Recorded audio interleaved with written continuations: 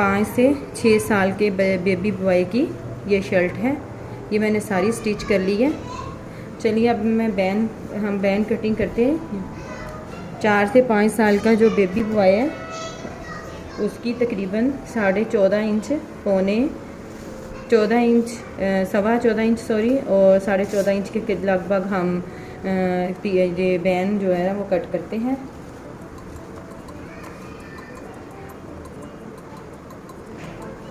ये मैंने double fold buckram ली है और ये हार्ड वाली बुकरम है। मैंने लेना है तकरीबन, ये मैंने एक इंच नीचे से छोड़ दूँगी। ये देखें, 1 इंच के लगभग मैं नीचे से छोड़ दूँगी और आधा इंच हम इधर से छोड़ देंगे।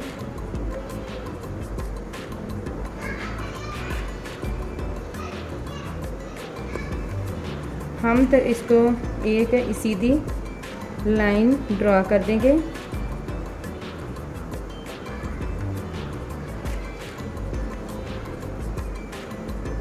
इसके साथ हम मिला देंगे जो हमने आधा इंच और 1 इंच के, ये 1 इंच और इधर से हमने डाउन कर दिया है, आधा इंच लिया है। अब हम इसको चौड़ाई हम ले लेंगे, आप अपने अकॉर्डिंग ले सकते हैं। मैं 1 इंच के लगभग लूँगी, 1 इंच एक सूत्र के लगभग मैं ले रही हूँ।